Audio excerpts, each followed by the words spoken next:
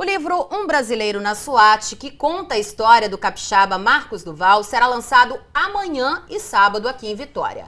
A obra foi escrita por Ana Lígia Lira, formada em comunicação social e com livros publicados em mais de 8 países. E ela está aqui para falar um pouco mais sobre o livro. Boa noite, Ana. Boa noite.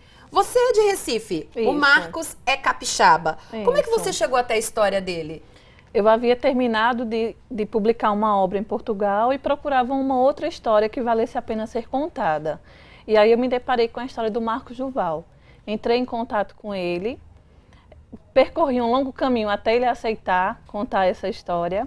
Graças a Deus conseguiu convencer a isso. E a história de Marcos é grandiosa. E é também um exemplo, porque ele é muito mais valorizado no exterior. O reconhecimento dele é muito mais internacional do que nacional e muito mais nacional do que local. Então, muitas vezes, os capixabas não têm noção da história desse homem. Por isso que eu resolvi contá-la. Lembrando que o Marcos Duval é nosso comentarista aqui na Record News, nosso comentarista em segurança. E o que mais te chamou a atenção na história do Marcos?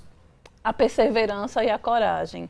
Ele tinha um sonho, insistiu nesse sonho e eu creio que também ele trouxe muita gente para sonhar o mesmo sonho que ele. Eu creio que este é o diferencial de Marcos. Ele não desistiu no meio do caminho, não houve meio do caminho para ele. Ele começou, continuou e não terminou, porque essa história dele ainda vai muito longe. Mas o que mais te chamou a atenção? Foi como ele chegou até a SWAT? Eu queria mostrar aqui a capa do livro, Um Brasileiro na SWAT. E eu queria que você falasse, mas o que mais te chamou a atenção? Foi a questão do Marcos ter conseguido chegar à SWAT? Porque não é fácil para um brasileiro chegar à elite da polícia norte-americana. Marcos enfrentou todas as dificuldades que todos os sonhadores enfrentam.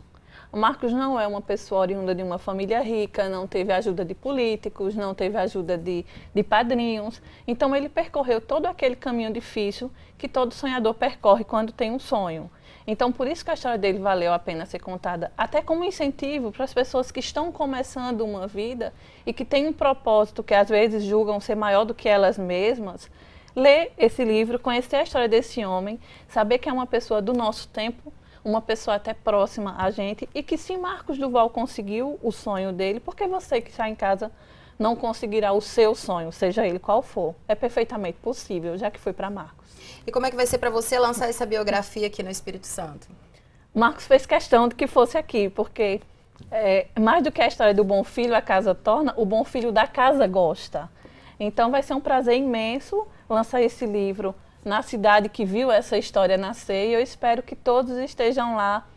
Será um prazer conhecer e autografar livro para quem estiver presente. Mais do que isso, será um prazer ver este brasileiro e este capixaba ser abraçado pelo seu povo.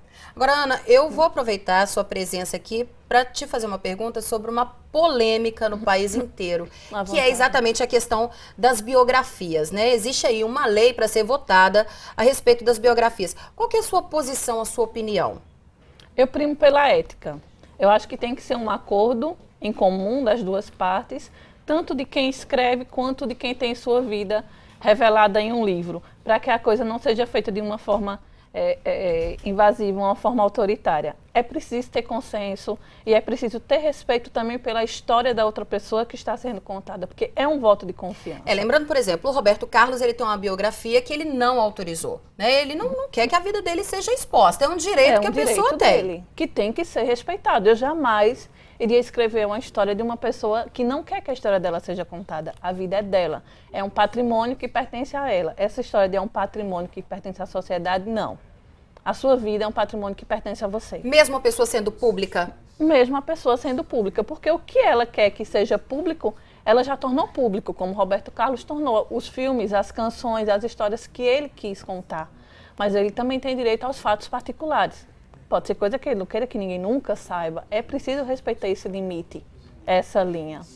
Ana, só lembrando, o lançamento do livro acontece amanhã à noite no Palácio Anchieta, não é isso? Exatamente, na Casa do Povo, e todos estão convidados para conhecer a história desse conterrâneo de vocês, que eu faria muito gosto que fosse meu também. Infelizmente, não nasceu em Pernambuco, nasceu aqui no Espírito Santo para a honra de vocês. E lembrando que no sábado, o Marcos Duval traz ao Espírito Santo uma equipe da SWAT para fazer um treinamento, para fazer uma apresentação para o público e tem o apoio da Record News. Pela primeira vez eles saem dos Estados Unidos para fazer esse tipo de apresentação a convite do meu biografado. Tá certo, Ana. Muito obrigada pela sua presença. Foi um prazer. Obrigada pelo convite. Obrigada. Boa noite.